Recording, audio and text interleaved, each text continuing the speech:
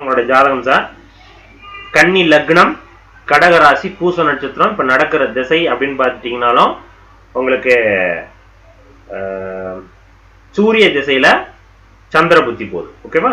சூரிய திசையில் சந்திர புத்தி இந்த ஜூலை 2024 வரைக்கும். ஓகேவா?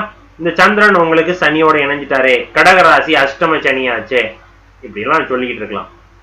ஓகேவா? இந்த சந்திரன் 11ஆம் பாவகாதிபதி சனியோட சேர்ந்துருச்சு. கோச்சாரத்துல சனி உங்களுக்கு செவ்வாயோடு இணைந்து, அது மட்டும் கிடையாது சுக்கிரனோட இணைஞ்சு நிக்குது. இந்த ஒரு பாயிண்ட் தான் நான் பிடிக்கிறேன்.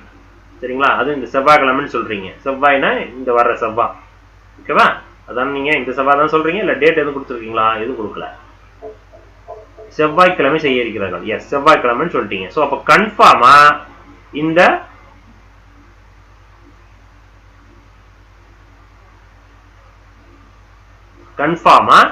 இந்த செவ்வாய், சனி, சுக்கிரன் கிரக சேர்க்கை கோச்சாரத்துல எந்த இடத்துல உட்கார்ந்து நிக்குதா? கும்பராசியில உட்கார்ந்து நிக்குது. அப்ப இந்த இடத்தில் இந்த லக்னத்திற்கு, ராசியை விட்டுருங்க, இந்த லக்னத்திற்கு சுக்கிரன் யாரு சார்? ராஜயோகாதிபதி. 9ஆம் பாவகாதிபதி. சுக்கிரனுடைய சேர்க்கை, சுக்கிரனுடைய பார்வை எல்லாமே சூப்பரா இருக்கும். கோச்சாரத்திலையும் உங்களுக்கு நல்லா நிக்குது, ஜாதகத்திலையும் செவ்வாய் சுக்கிரன் சேர்ந்து நிக்குது. சரிங்களா?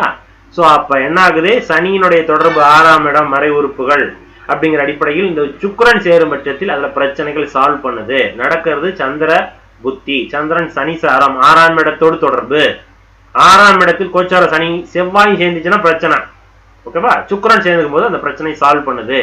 இங்க சுக்கிரன் இந்த ஜாதகத்துக்கு ராஜயோகாதி. ஸோ அது என்ன காம்ப்ரமைஸ் பண்ணுது, பிரச்சனையை சால்வ் பண்ணுதுன்னு அர்த்தம். ஸோ கன்ஃபார்ம் நல்லபடியா முடிஞ்சா கவலைப்படாது. சரிங்களா?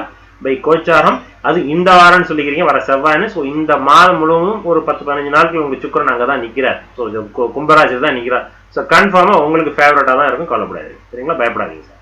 நன்றி.